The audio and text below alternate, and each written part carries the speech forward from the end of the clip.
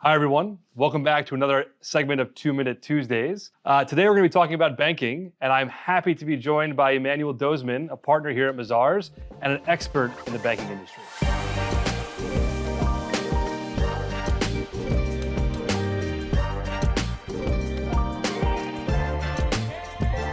Emmanuel, thanks for joining us.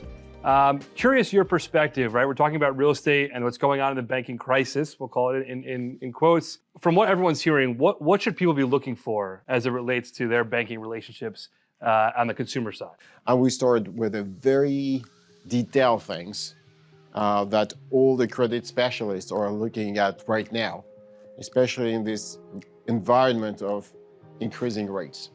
And that's the level of what's so-called HTMs, held-to-maturity securities. One common point between all those banks that failed or that were under scrutiny in the last month is their high level of held-to-maturity assets.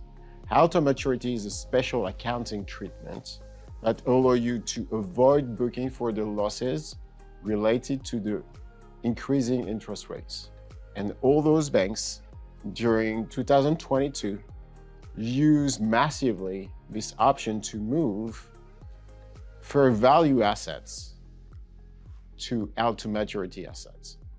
So removing the loss related to the increase in the interest rates from their OCI or P&L. That's an option, that's an accounting option. You can do it, but that's an element you should be worried about, or at least care about, to assess the level of risk this bank took.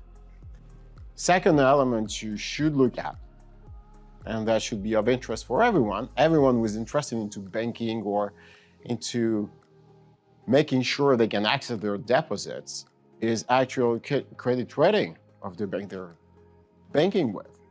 So you will all care about the rating of your suppliers, the rating of your clients, because they owe you money, for instance, or you owe them money. But you should care about your bank too. So the credit rating, which is on Moody's, on S&P, on Fitch, you can access it. It's pretty simple, it's online. Have a look. Just challenge the credit rating of your bank, challenge with large banks, smaller bank, just to assess what third party considered to be at risk or not in the bank. So definitely something to look at from a monitoring perspective, right? And managing risk and things to maybe pause and try to implement into your enterprise. I guess my last question is purely just from a horizon perspective. What do you see on the horizon, especially specific to real estate, right? And the banking world, obviously a lot of real estate companies love to leverage, right? So what can we look out for? I think, again, I will answer with 2 points, if you allow me, John. So maybe we go beyond the 2 minutes. And those 2 points are, to me, really important. Just don't care only about your deposits, but care about your banking relationship in general. And that includes also the loans you have, the credit facilities, the loans you are contracting with a bank, but also in more general and more global way, your hedging relationships you engage with, for instance, swaps, options you use to manage your treasury, but also your long-term loans. Why? Because when you have swaps you engage with for years and years ago, for instance, in this increasing level of interest rates, that means they have a bigger value now than before. So beyond the deposits, you also have other assets with the banks, and you should care about those ones. Are they secured? Or are they unsecured? So you have more than just deposit at the bank. Why credit facilities, loans also matter is because with increasing pressure on them, banks are in the process of just reducing their exposure to the market. They're in what's so-called credit crunch. So you may face a situation where you're having a credit facility, a revolving facility with a bank, that will be cut before year-end or at year-end, and you have to manage this risk.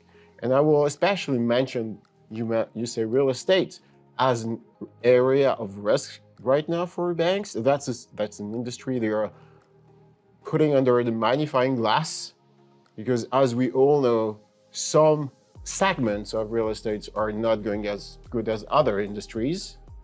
They're under pressure. I will mention the office spaces, Sure. which are under tremendous pressure, especially in the big area, big metros like New York, San Francisco, and banks are trying to see how they can manage to reduce their exposure to those metros. So if you're a big realtor in those big cities with a large office exposure, I would say you should care also about your global relationship with the bank, not only your current deposits. Yeah, that's great insight. And I think definitely you're seeing some trouble when it comes to refinancing and debt coming due, right? And how you're managing through that. So we appreciate the time. Thanks for your insight. And that concludes another episode of 2 Minute Tuesdays. Stay tuned for the next.